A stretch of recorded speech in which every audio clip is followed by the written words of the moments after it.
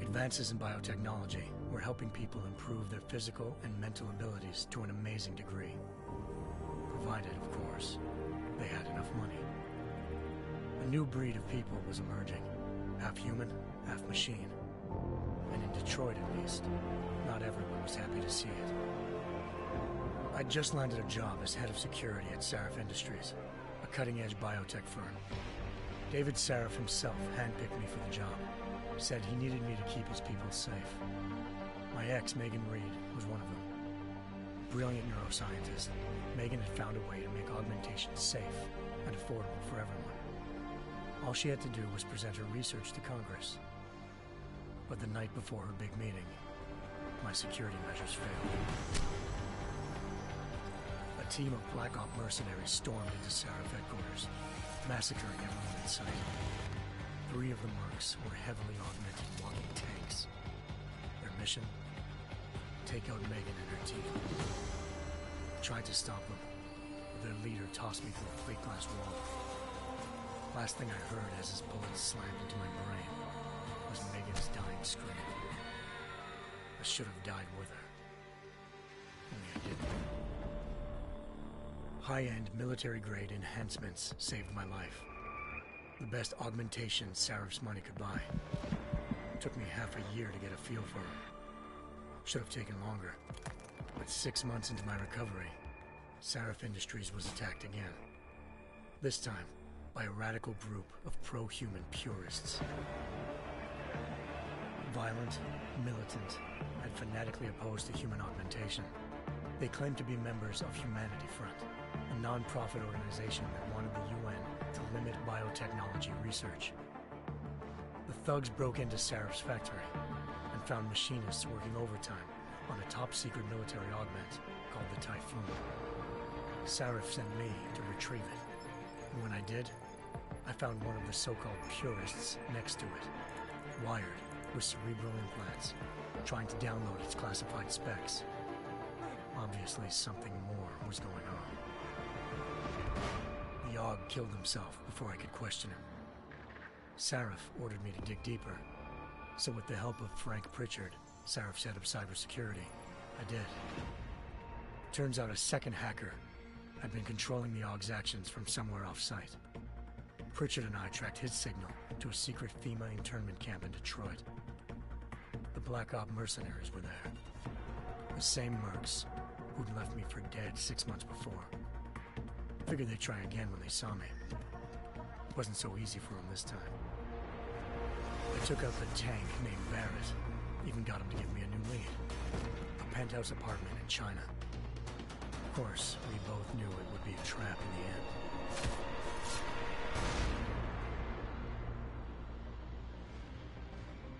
Hengsha Island, China. Home to a city so crowded, they had to build a second city on top of it. Trying to find clues in Hengsha wouldn't be easy. Lucky for me, I wasn't alone. Farida Malik, Sarif Industries' ace pilot, had lived in Hengsha before. A good person to have on your side. She knew enough about the place to get me around. Malik dropped me in the lower city, close to the penthouse Barrett had told me about. Bell Tower Associates, a private security firm under contract to the Chinese government, had agents tossing the suite when I arrived. Just not for the reason I'd been expecting. Turns out the man who lived there was a criminal hacker named Van Bruggen. The same hacker who'd been remotely controlling the Aug in Sarif's factory.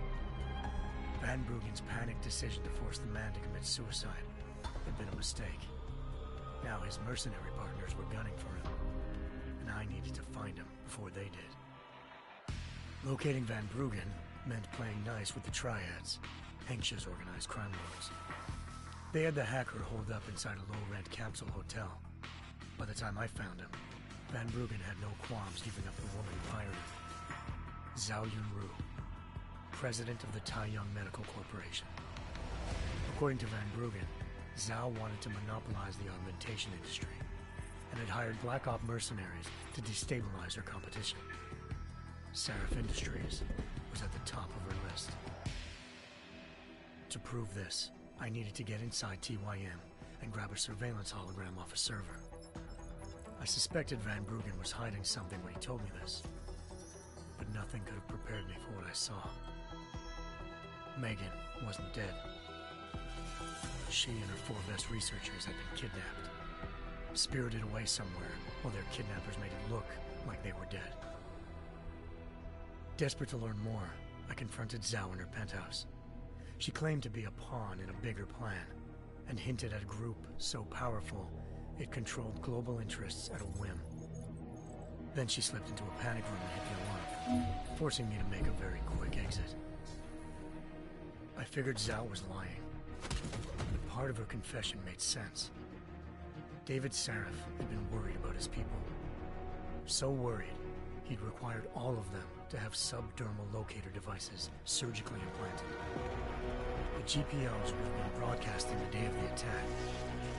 But Zhao said a single call to Picus, the world's leader in global 24-hour satellite news, had turned those signals off. I needed to fly to Picus headquarters in Montreal if I wanted to learn more.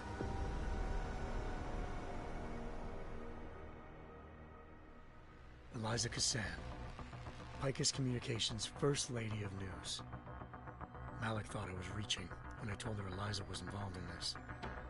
The world's most famous news anchor working with a mercenary hit squad. But when I confronted Kassan in her office, she freely admitted to jamming Detroit's satellites the night Megan's team had been taken. Said she's just been following her commands. I suspected she wanted to say more.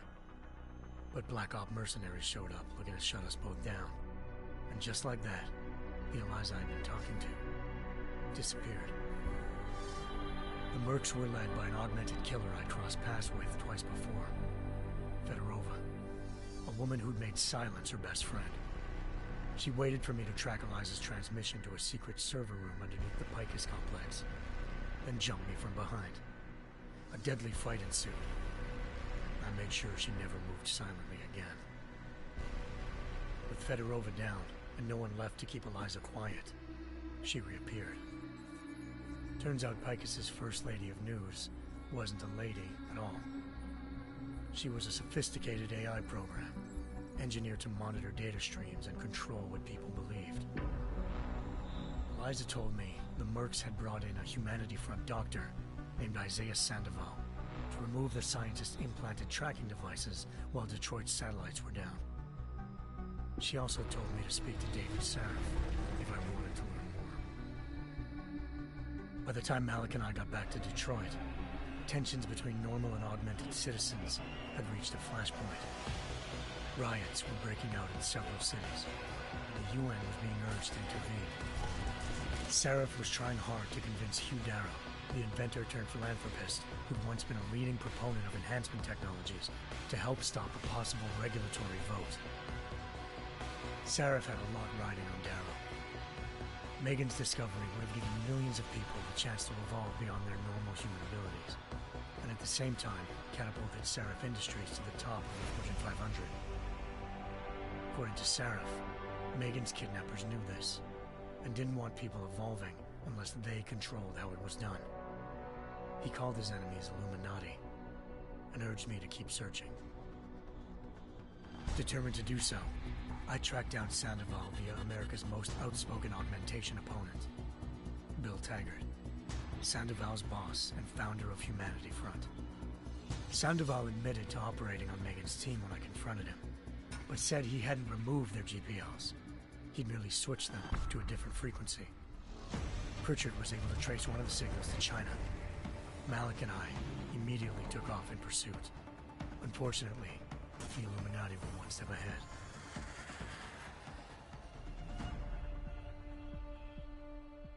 Ambushed. Shot out of the sky by Bell Tower Associates seconds after entering Hengsha's airspace. Malik's piloting skills saved me. After a tense and bitter struggle, I escaped into Lower Hengsha. The tracking signal I was following led straight to the Triads, or more specifically, to the augmented arm of Tong Si-hung, leader of a gang of augmentation harvesters.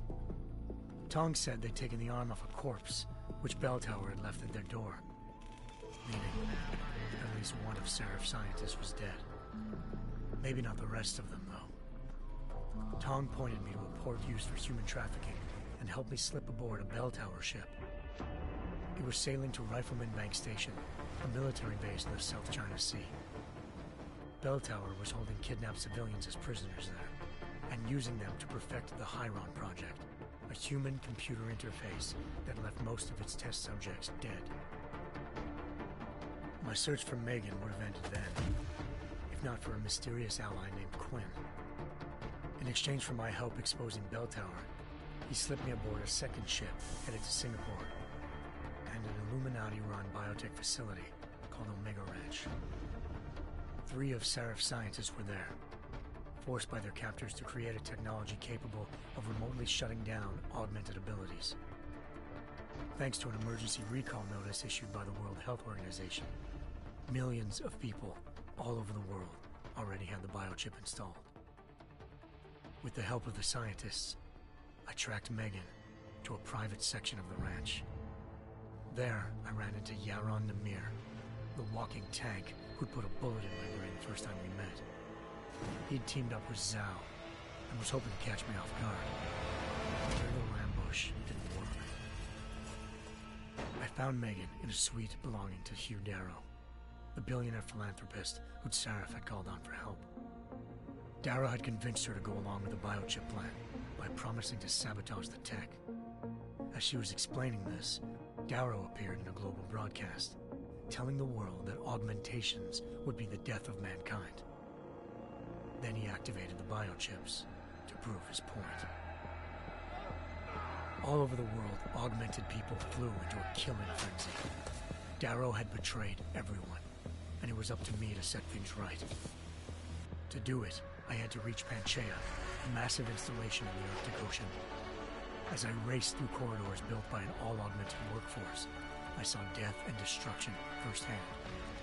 By the time I shut down Darrow's broadcast, I knew the damage he'd done. Still, humanity's future remained unclear. How would the world react to this sabotage? Would people ever regain their faith in augmentations again? What would be the Illuminati's next move? Only time will give us the answers.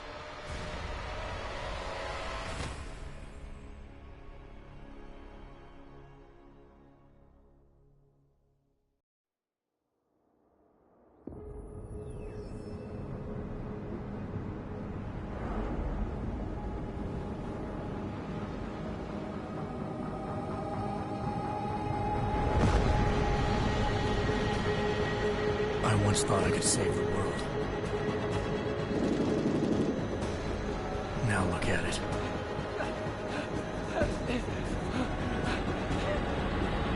In yet another augmented terror attack, 251 passengers aboard sister airlines Flight 451 were killed when an augmented passenger broke into the plane's cockpit and ruthlessly butchered its flight crew.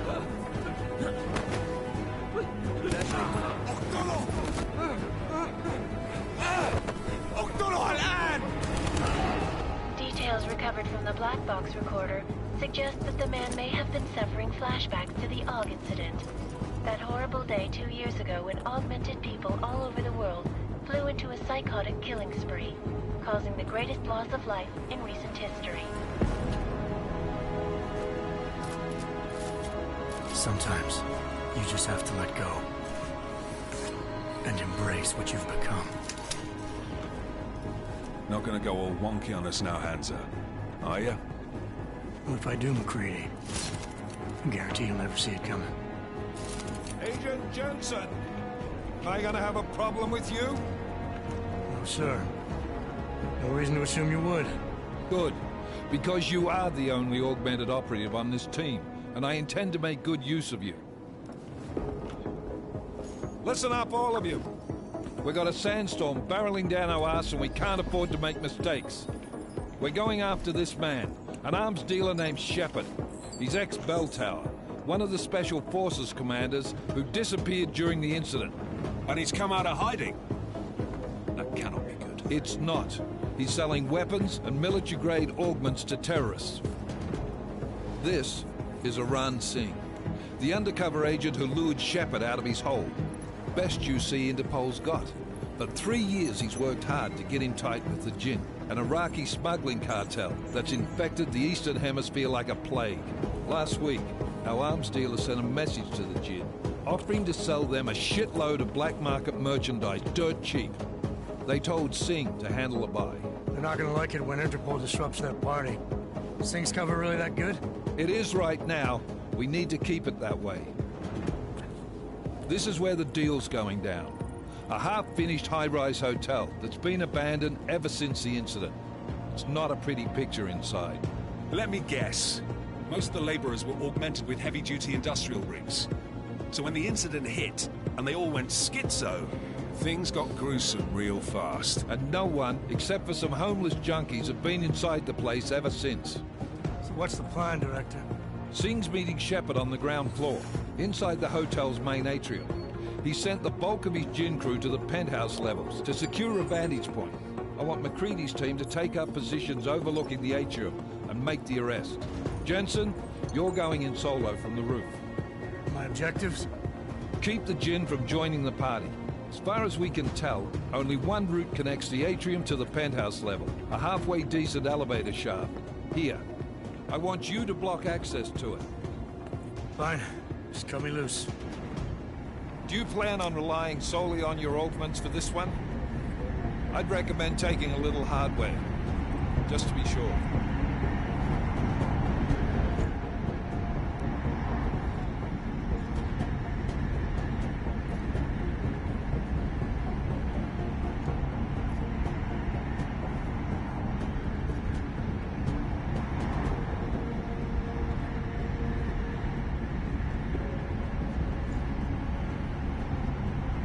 We've got a UC in there. Might be easier to maintain his cover if he's not the only one still breathing when this is done. Smart thinking. Yeah, but if anything does happen to him, you'll be telling his wife. After you get out of the hospital, of course. What about range? There's lots of wide spaces and high ceilings in there, but a number of tight and constrained rooms too. So it's a crapshoot, really.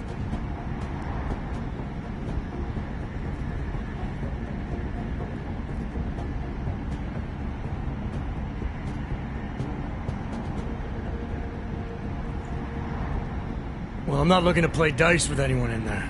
Give me something with distance. Your call. Less chance of being seen and compromising Singh that way. One last thing, Jensen. Singh said that Jin are using some sort of portable Wi-Fi device to boost communications. He's got a better chance of maintaining cover if you disable it. I'll keep an eye out for it. But aren't we on the clock here? You said there's a sandstorm moving in. There is, and we got the intel on this mission at the very last minute, so we're scrambling a little. If it comes to it, your number one priority is keeping the Jinn out of that atrium. Copy that. Time to put away your heavy thoughts, gentlemen. We're approaching the target building. You're up first, Jensen. Let's do this. Task Force action. This is Knife Leader. Engage Hush drives and descend to Angels 1-5.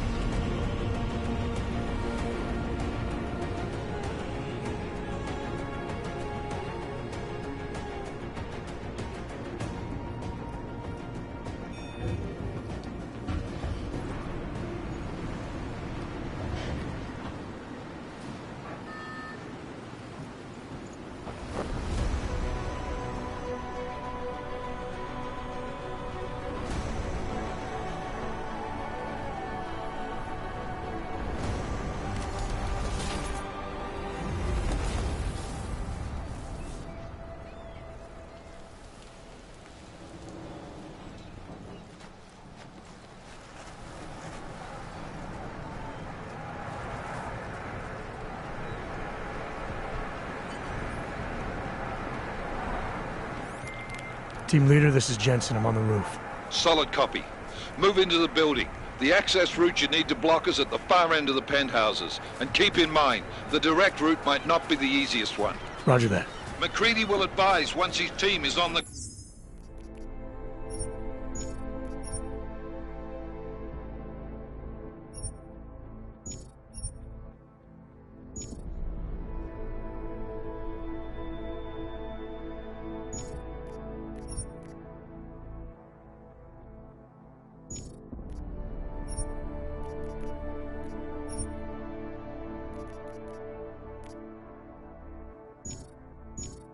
ground.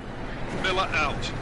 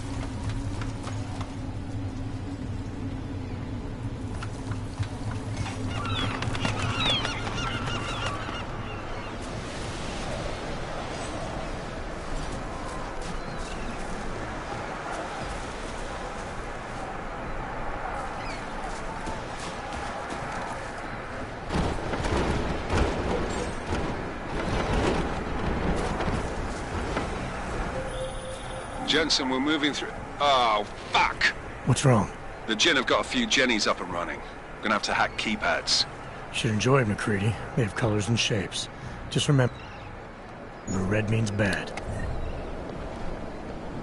Fuck you.